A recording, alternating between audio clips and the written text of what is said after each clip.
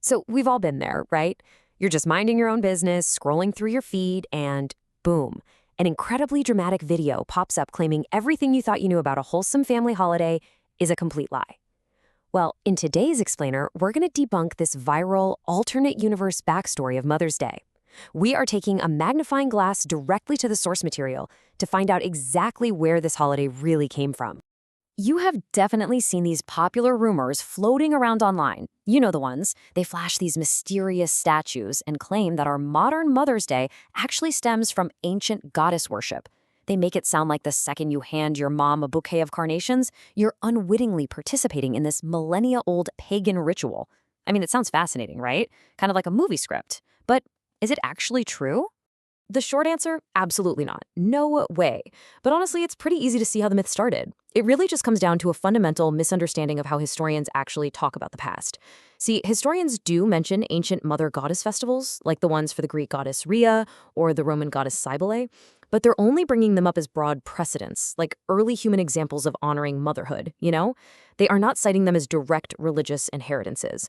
There is literally no secret, unbroken chain of druids and pagans secretly passing down a Mother's Day torch through the centuries to modern-day America. To really see how absurd this parallel is, just think about Thanksgiving for a second. Just because the ancient Romans had harvest festivals, that doesn't mean modern American Thanksgiving is a Roman pagan holiday. We can look at a Roman harvest festival and be like, hey, humans have always loved celebrating a good crop. But if you want the actual origin of Thanksgiving, well, you've got to look at American history, the Pilgrims, Abraham Lincoln, and the exact same logic applies to Mother's Day. So here is the absolutely crucial point to take away from all this. Historical analogies are incredibly frequently misinterpreted as direct lineages. We absolutely have to separate similarity from actual history. Just because two things look kind of similar across thousands of years, that definitely doesn't mean one birthed the other. So if we want to understand the actual creation of Mother's Day, we have to log off the conspiracy forums and step back into the real world. And if we want the real, actual 20th century origins of the holiday, we gotta trade those ancient goddesses for a somewhat gritty historical reboot. Because the true story of Mother's Day, it doesn't take place in some ancient Roman temple. It takes place right here in the United States, right in the middle of the massive social changes and serious political turbulence of the Progressive Era. Enter our real main character, Anna Jarvis.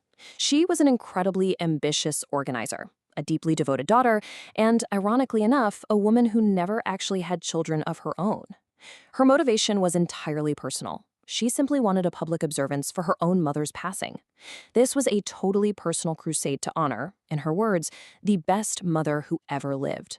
It was 100% separate from any ancient pagan traditions or seasonal mythologies.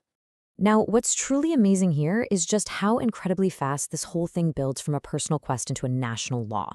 So Jarvis begins her activism in the early 1900s. By 1908, her idea starts taking root in local Sunday schools. And then, amazingly, by 1914, the President of the United States is literally signing it into law. I mean, to go from a personal mourning project to a nationally recognized federal holiday in just over a decade, that requires an absolute perfect storm of cultural conditions. So how on earth did she actually pull this off? Well, Jarvis didn't just invent the concept of a special Sunday out of thin air. The holiday actually emerged from the Protestant Sunday school movement of the time.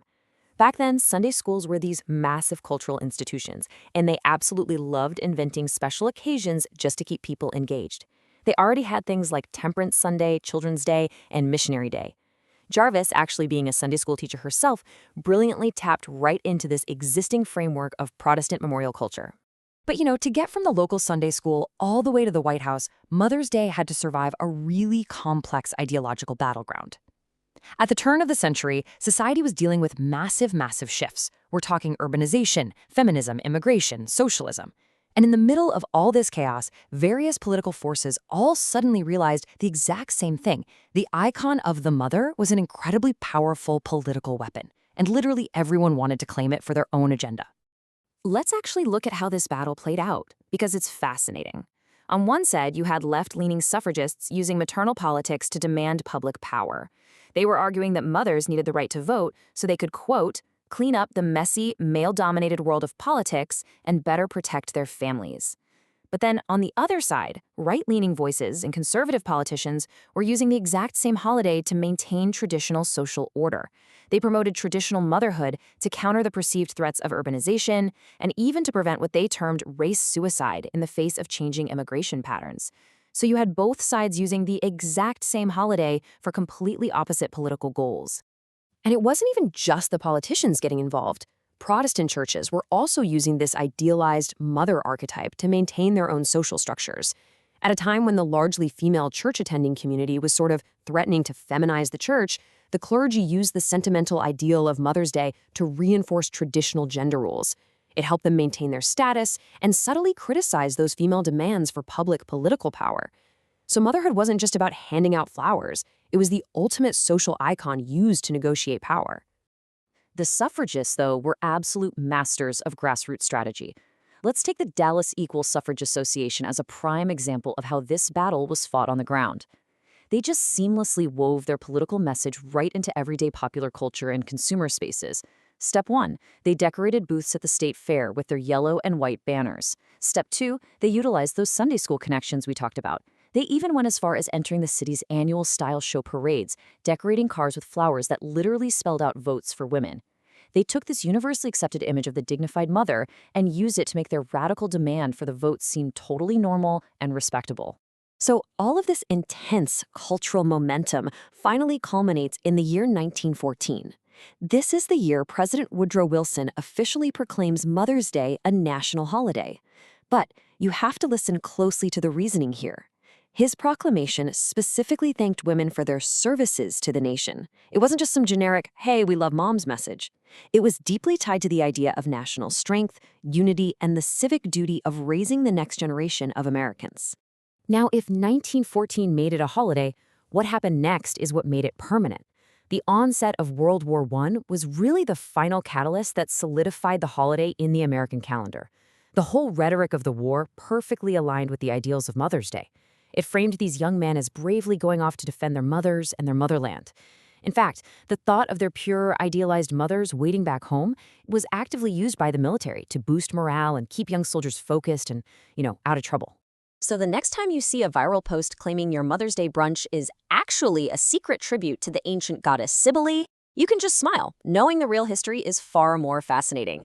We're talking about a story of a grieving daughter, Sunday school organizing, suffragettes pulling off incredible grassroots public relations, and a world war that cemented the whole shebang together.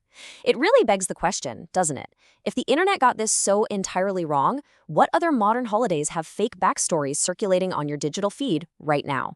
Take this critical historical literacy, apply it to the next everything you know is a lie video you scroll past, and definitely keep asking the right questions.